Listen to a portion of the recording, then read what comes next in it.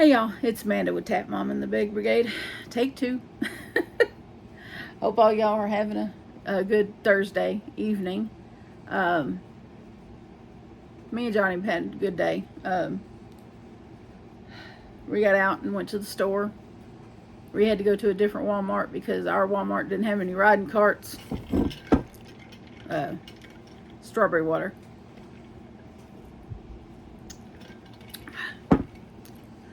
I'm only allowing myself Diet Mountain Dew early in the day, and it's too late in the day to have caffeine. I got a doctor's appointment tomorrow. So anyway, so I did get out and buy the Serenity Chunky like I talked about on the previous video, but I didn't find black. I found gray. So so I'm hoping that this will look just fine together. So this is Bernat Softy Chunky, and now this skein has 108 yards, and I have 8 of these, so 800 and almost 900 yards of this. And then I bought 4 of these, and these have 328 yards, 300 meters. It's a 10.5 ounce skein, 300 grams. It's 100% acrylic, and this is Premier Serenity Chunky. This is a 5-weight yarn. Now they say an 8mm hook. I will probably, I don't have an 8mm hook. Not a clover anyway. I have a 9. I may go with a 9. And this one also says use an 8mm hook. Isn't that crazy?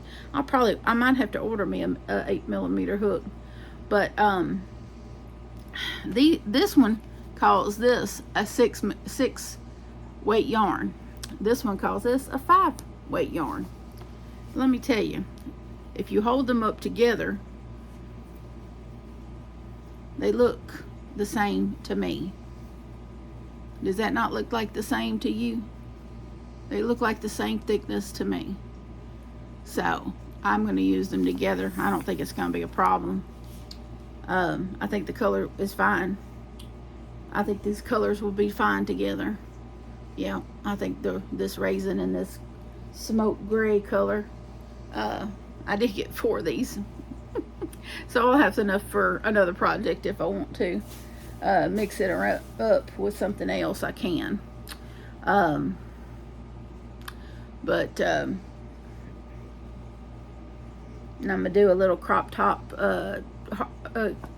hexagon cardigan with the purple, and I'll probably use it with something else too. I don't know what yet, but I'll do something else with it because I like that yarn. I think it's really nice. And I would have got black, but they didn't have black, and I said, well, I guess this will be easier to work with because it's a lighter color, and black's kind of hard to see your stitches. So this will be better anyway. And of course, while we were there, we went to the clearance aisle. You know how we go. Got to go visit clearance. And so while I was at clearance, I found something silly. It was only $5, but and probably none of y'all know this, but I'm a fan of Darth Vader. Not like the overall Star Wars series, maybe the original Star Wars series, because that's where Darth came from. But just because he's a love to hate him kind of guy, misunderstood kind of guy, but he's just so bad. But I like Darth Vader stuff. I like stuff with Darth Vader on it. And we come across these food storage bags that you can, I guess they're reusable. And this one is the main one. It has Darth on it. And it says, "You underestimate the power of the dark side." And then it had a couple of little ones in it. And this one just says Empire. And it's a little small one. And this one says property of Galactic Empire, established 1977. So, little storage bags with Darth Vader for $5. So I had to have that. Couldn't help myself, had to have that. And so I got 4 skeins of this Serenity Chunky and Smoke Gray. And we got some drinks and stuff. We were running low on Diet Pepsi for John and Diet Mountain Dew for me, and then we found because they're hard to find, the Old Roy dog biscuits for the boys. The dog, I don't know why, but the Walmart we normally go to is, doesn't always have them on hand, and they're a big, huge 5-pound box for almost $8 now. They've gone up so much, but they used to be, you could get them for like $4 something, and now there's almost $8. That's crazy. I don't know, it might have been 5 something. They've gone up $2 or $2-3 from what they used to be, but they're 5 pounds and they last the boys for a long time. I give them biscuits right before we go to bed. That's just something I've done, is give them a treat before bed, and that's just how I get them into my room to go to bed. They know when I go. They know the path that I take to go to the counter in the kitchen where they're at. You call it biscuits in bed. She's going for the biscuits. It's bedtime. Oh boy. Well, on a more serious note, I have made the decision to back off of this booth business, and I'm going to choose my words carefully because I don't want anyone to feel bad, but I've gotten a lot of suggestions via email and comments and messages on things that I can make for my booth. Now I did receive some scrubbies from my friend Shauna, and my friend Marsha's been making me some pot holders.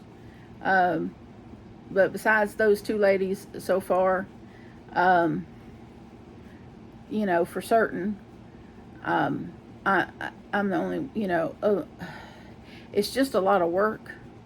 I didn't realize until I got all these suggestions about things to make for the booth, how much work would be required in order to put a craft booth together. And it's just it's overwhelming me mentally. It's really starting to wear on me. I'm starting to not enjoy crocheting as much, because especially when it's coming to things that I plan to put in the booth, it's becoming more like a job, more like work, and that's not how I want crochet to be to me. I want crochet to be, something that's still a soothing thing, a calming thing, and this whole booth thing is just becoming very stressful, and worried about, am I going to have enough stuff made up for it? Is it even going to be worth going all the way out there to do it? Because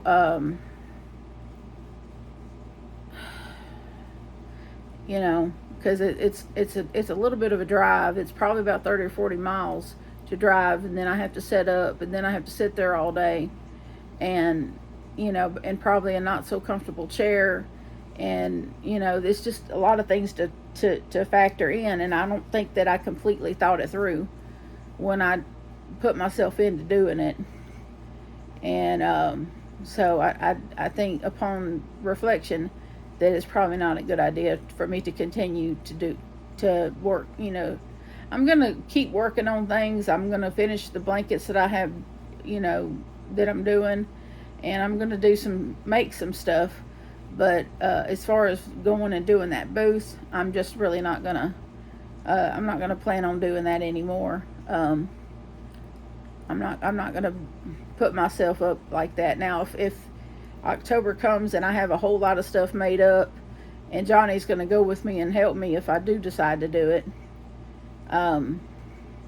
then maybe I'll do it. I just don't, I need to take the pressure off myself, because right now, between that and trying to make sure that I have enough content for, I'm trying to do daily videos, but it's really hard to do daily videos, or at least most days of the week. I'm trying to put a video out as many days a week as I can.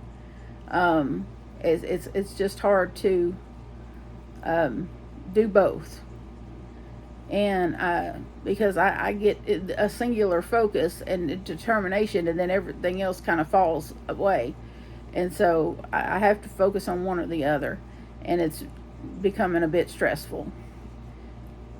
And so now that my channel's kind of caught on and got started gaining momentum, I'd rather focus on it and creating more content for you guys, rather than this whole booth thing that's going to be just like, I don't know if it's going to get me any money or not.